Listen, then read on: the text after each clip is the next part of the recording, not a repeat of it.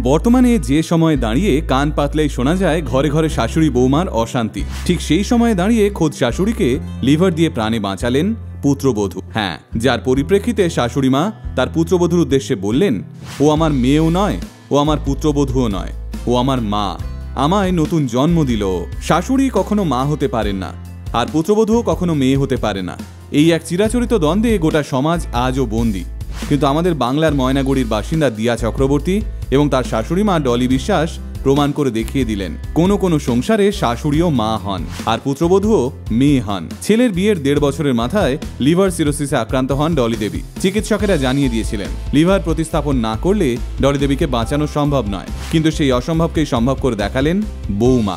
আজ বৌমার দেওয়া লিভারেই সুস্থভাবে বেঁচে রয়েছেন শাশুড়ি মা। তাই আসুন আজ আপনাদের আমাদের বাংলার এক শাশুড়ি বৌমার মন ভালো করা গল্প বলি, যে গল্প শুনতে শুনতে আপনিও বুঝতে পারবেন হাতের 5টা আঙুল যেমন সমান হয় না, ঠিক তেমনই সমান হয় না বলেই যে তারা খারাপ তাও কিন্তু নয়। আর 5টা বাড়ির মতোই ঐকতান বিশ্বাসকে নিয়ে ডলি দেবী এবং তার স্বামী অনুপকান্তি বিশ্বাসের সুখের সংসার। ডলি দেবীর ছেলে ঐকতানের সঙ্গে দীর্ঘ 12 বছরের প্রেমের সম্পর্ক ছিল দিয়া চক্রবর্তীর। অবশ্য দিয়ার সঙ্গে সম্পর্কে থাকাকালীনই ঐকতান তার মা ডলি দেবীকে এসে জানিয়েছিলেন, মা এমন মেয়ের সঙ্গেই সম্পর্কে গেছি যে তোমাদের ভালো রাখবে। ডলি দেবী এবং অনুপকান্তি বাবুও আপত্তি জানাননি ছেলের এই সম্পর্কে, বরং জাঁকজমক করে ছেলের বিয়ে দিয়ে দিয়াকে এই পুত্রবধূ রূপে বরণ করে ঘরে তুলেছিলেন। দিয়াও শ্বশুর বাড়িতে আসার পর নিজের মা বাবার মতো করেই শ্বশুর শাশুড়িকেও আপন করে নিয়েছিলেন। আসলে যখন কোনো মানুষ অপর দিকের মানুষটা থেকে ভালোবাসা এবং সম্মান দুটোই পায়, তখন সেও তার সবটুকু উজাড় করে তাদের ভালোবাসতে শুরু করে। কিন্তু সুখের ঘর থেকে পায়রা উড়ে যেতেও বেশি দেরি হয়নি জানেন।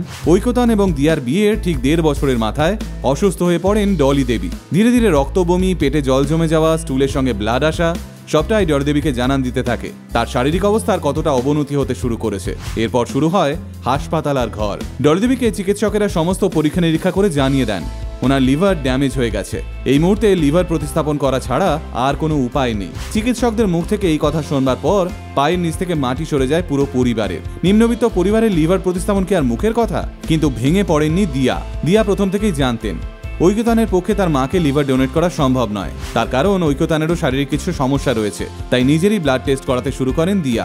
দিয়া বাড়িতে জানান, যদি আমার রিপোর্ট নেগেটিভ আসে তাহলে আমরা অন্য সিদ্ধান্ত নেব, কিন্তু যদি রিপোর্ট সব পজিটিভ আসে তাহলে আমিই মাকে লিভার ডোনেট করব। যদিও ডলি দেবীও চাননি দিয়া এমন কিছু পদক্ষেপ নিক, কারণ দিয়া ঐকতানের সবে বিয়ে হয়েছে, এখনো ওদের গোটা জীবনটা বাকি। কিন্তু দিয়া নিজের সিদ্ধান্তে অনড় ছিলেন।